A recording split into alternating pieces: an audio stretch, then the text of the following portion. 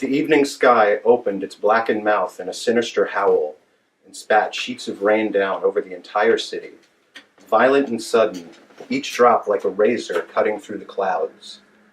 Only the faded lights of skyscrapers were visible, an entire population scattering amidst the din of car horns, footsteps, and the incessant pounding of the storm, hitting streetlights, mailboxes, and awnings.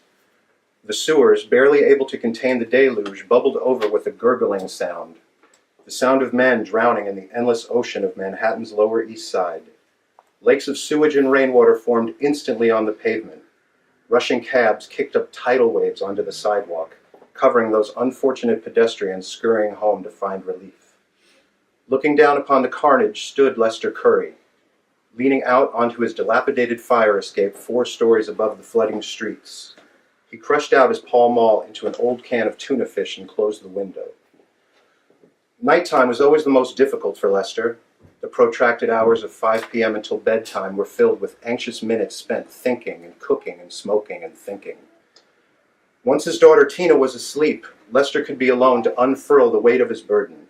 No matter the finances, he always managed to keep a bottle of whiskey on hand and an endless supply of cigarettes to keep him company until he too went to bed.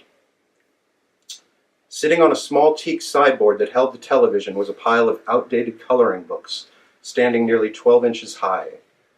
The books were slightly yellowed and dog-eared at the corners, but arranged in such perfect geometric form as to rival the pillars holding up the Brooklyn Bridge.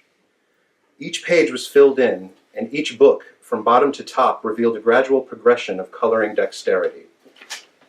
Lester called to Tina before carefully moving the edifice in order to see the television screen. Tina was in her bedroom listening to music and spinning. Falling back onto the couch, Lester opened a can of beer and turned on the TV. Weather, crime, and a sagging economy on every channel. An incessant shroud of hardship seemed to blanket the whole city, crawling up from the earth like a fungus of bad luck and misfortune, enveloping the entire tenement where Lester and Tina lived. It was pushing up through the floorboards and the cracked water-stained plaster on the walls. It was growing for years, a phantom pain that slowly manifests itself to an actual malady, infecting every appliance, each stitch of clothing, and every past due invoice, all succumbing to the anathema. At the sound of the news, Tina rushed into the living room and asked her father why he had moved her books. "I couldn't see the television, sweetheart. I kept them perfectly straight," Lester responded in a calm tone. Always calm. "Dad, can Mom come with us to school tomorrow?" Tina asked. "I'm afraid she can't." "Is it because she's still dead?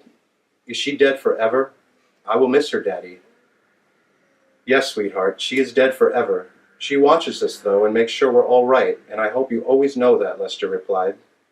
"Daddy, can I listen to music and spin in here with you?" Lester set down his beer on the edge of the weathered sofa arm and shut off the TV. He placed an old copy of the Beatles' White Album on the turntable and lowered the needle. He sat back down and stared off in half-focused, half-exhausted concentration and watched his daughter spin to the music as the rain continued to fall.